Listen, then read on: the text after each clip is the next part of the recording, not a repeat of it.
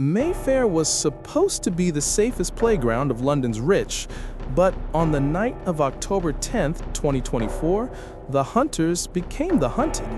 Two wealthy tourists flashing over £100,000 in watches walked straight into the neighborhood that an Arab-led robbery network had dominated for years. But the gang didn't know the truth. These weren't tourists at all. They were undercover officers wearing real Rolex and Patek Philippe pieces.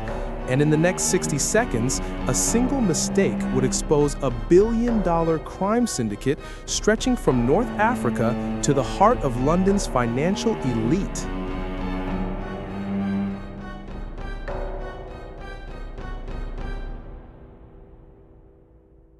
October 10th, 2024. A cold breeze drifted through London's most prestigious district as Mayfair glowed under its golden streetlights. The neighborhood looked peaceful, almost unreal, like a polished painting of wealth and calm. Expensive cars hummed past, their engines barely audible, while perfume from high-end restaurants floated across the pavements. But beneath that elegance, something far more dangerous was taking shape. Two men walked casually along the street, appearing like wealthy tourists enjoying a late-night stroll.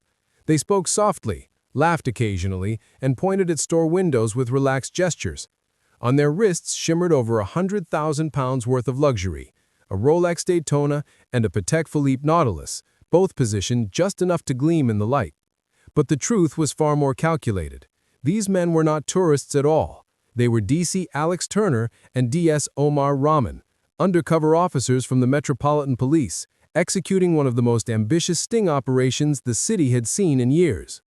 They had spent months preparing for this moment, studying the patterns of a violent robbery gang that had been terrorizing London's elite.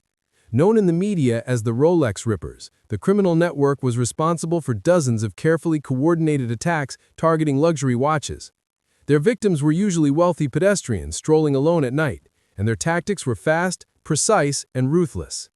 The police knew the gang was well connected, stretching far beyond London's borders, but they had never been able to catch them with solid evidence. Tonight, that was going to change. Alex and Omar had been fitted with tiny microphones beneath their collars, cameras hidden in their coat buttons, and tracking devices embedded inside the watches they wore. Their every step was monitored by a control team watching drone footage and street camera feeds in real time.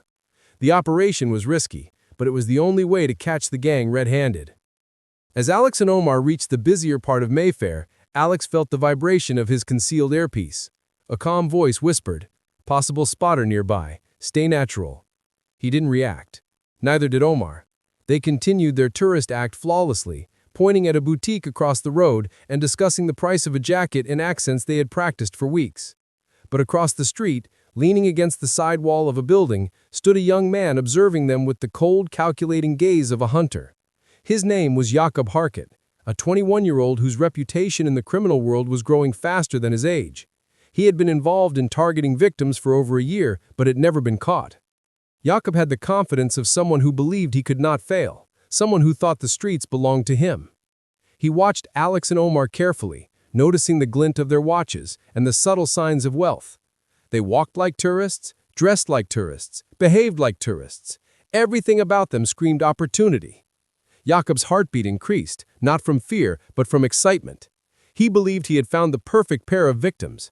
What he didn't realize was that he had just made the biggest mistake of his criminal career.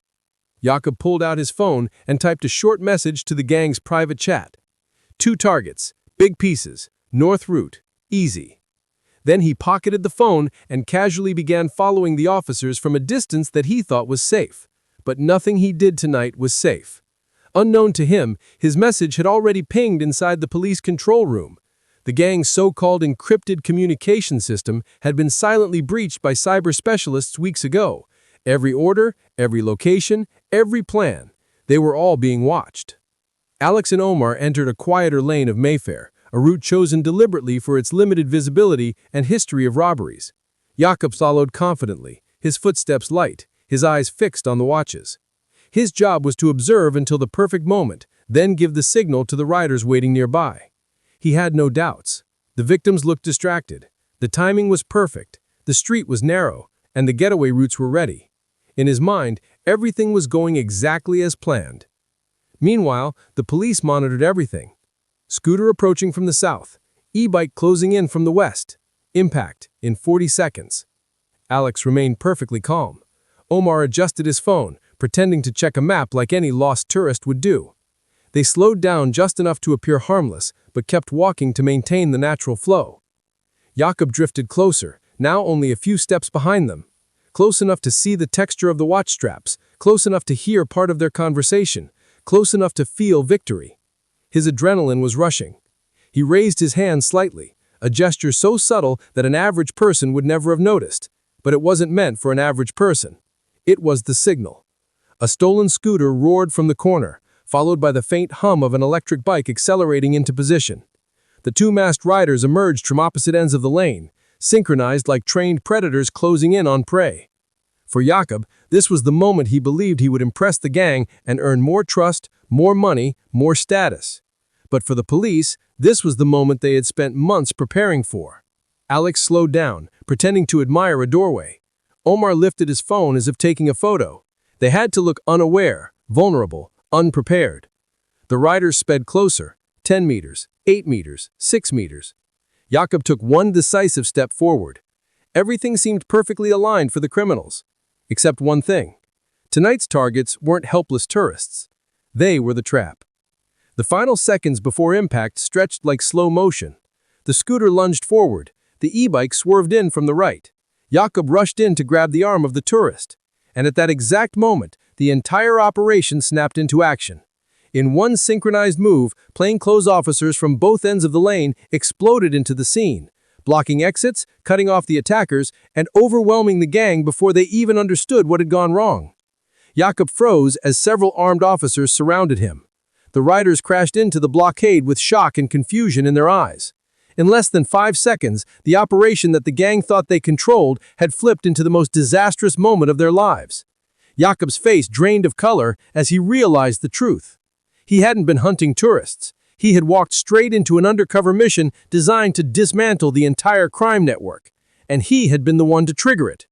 London had finally fought back. Yakob did not even try to run. His legs simply stopped responding as the officers closed in around him. The entire street erupted into a coordinated ambush. Plainclothes units from one side, tactical officers from the other. Unmarked cars blocking both ends, and a drone's red light blinking silently above. Everything that had looked like a perfect robbery location now transformed into a cage. The riders, who were seconds away from snatching the watches, found themselves staring into the faces of armed officers yelling commands. One tried to accelerate, but his scooter hit a police shield and toppled sideways. The other jumped off the e-bike and attempted to sprint into a side alley, only to be body-checked so hard by an officer that he collapsed onto the pavement with a scream. Alex and Omar immediately dropped their tourist act. They grabbed Yakob, pinned him down, and secured his wrists with practiced precision. The young man, overcome with shock, stared at them with disbelief. The smooth, talking tourists he had been following were now the ones forcing him to the ground. His mind raced wildly as he tried to comprehend what had just happened. He had always felt untouchable, protected by his gang's international links and reputation. But in seconds, all of that shattered. This was no ordinary arrest. The operation had been larger than he ever imagined. The sound of more vehicles approaching filled the lane. A second wave of officers arrived to secure the perimeter. Neighbors peeked through blinds, confused and alarmed by the sudden police presence. The calm of Mayfair had been broken, but only long enough for justice to take hold. A senior inspector stepped toward Alex and nodded. "Good work. Bring him in." Yakob was lifted to his feet, still dazed, still processing the magnitude of the ambush. He tried to regain his confidence, muttering under his breath, "You don't know who you're messing with." Alex stepped closer and whispered firmly, "We know exactly who we're dealing with. And tonight, you walked right into our hands." Yakob was taken to a van while the officers worked quickly to isolate the area and gather evidence. The broken scooter and e-bike were photographed, fingerprints taken, and nearby CCTV feeds secured. Everything had to be documented precisely. This was no small arrest. This was the beginning of something much larger. Inside the police van, Yakob tried to compose himself. He looked around at the officers and realized these weren't regular cops. They were specialized units, trained for complex operations. His fear grew. He knew the gang would not come to rescue him. Not now. Not after a failed job like this. The organization he worked for tolerated no weakness, no mistakes. And he had made the biggest mistake of all. At the station, Yakob was taken to an interrogation room. The cold white lights made the small space feel even narrower. He sat down slowly, breathing heavily, his mind replaying every second of the ambush. He knew the police would interrogate him, but he also knew something else. If he didn't talk, the gang might punish him. If he did talk, he risked something worse. His silence wouldn't save him. His cooperation might. He was trapped from all sides, and he could feel it. Alex and Omar entered the room wearing plain clothes. Their expressions were calm but firm. They sat opposite him, placed the thin file on the table, and looked him directly in the eyes. Alex spoke first. "We know your network stretches far beyond this city. We know the watches don't stay in London. We know there are handlers, buyers, contacts abroad." Omar leaned forward. "And we know you're not the top. You're the scout. You see the victims, you send the signal, and the gang takes the rest." Yakob swallowed hard.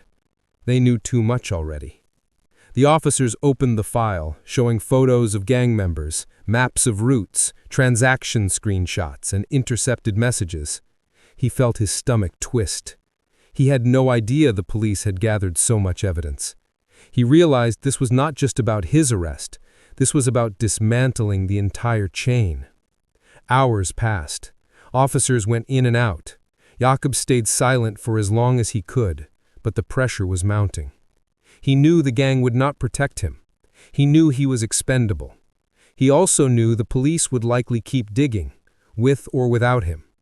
Finally, after the weight of silence became unbearable, he exhaled slowly and said, "I want a deal." The moment he spoke, everything shifted. Interrogators leaned in. Lawyers were called. The seriousness of the case intensified. Yakob began talking, hesitantly at first, then faster as the reality of his situation settled in. He described the hierarchy, the scouts like him, the snatchers, the cleaners, the smugglers, and ultimately the masterminds who operated far from London streets. He explained how stolen watches were quickly transported through courier chains, taken to handlers in East London, and then moved out of the country within hours. Most ended up in Dubai, Morocco, Algeria, sold to private buyers who rarely asked questions about origins. The officers listened carefully. Each detail strengthened their case. Each name added another layer. Each location opened a new door. And slowly, the entire network began to unfold. An operation worth millions, running for years, affecting hundreds of victims. The gang was no longer in the shadows. The information Yakob provided led to a series of raids across London. Dozens of officers stormed safe houses and garages, confiscating scooters, cash, weapons, and dozens of luxury watches hidden inside false walls. Arrests were made across multiple districts. What began as a single failed robbery attempt had now become a city-wide crackdown. International police forces were notified, passports flagged, airports alerted. The chain was collapsing from the inside. News channels broke the story within hours. Major police operation targets international luxury watch crime ring. Mayfair residents finally felt a sense of relief. Wealthy neighborhoods that had lived under fear for years breathed easier. For the first time, the crime wave had a clear name, clear faces, and a clear end. Back in the station, Alex and Omar watched the unfolding news coverage, feeling the weight of the night finally lift. They had spent months preparing for this operation, studying movements, risking their lives, trusting the intelligence. And tonight, it had all paid off. The Rolex rippers were no longer the hunters. They were the hunted, and justice had come for them in the most unexpected way. As dawn approached, London looked peaceful again. The streets were quiet. The lights flickered off one by one. But behind that calm was a victory that would echo for years. A single mistake by a young scout exposed an empire, and a city had taken back its safety. The message was clear. They robbed the wrong people. If you enjoyed the full story and want more dramatic true crime narratives, make sure to subscribe so you never miss the next upload.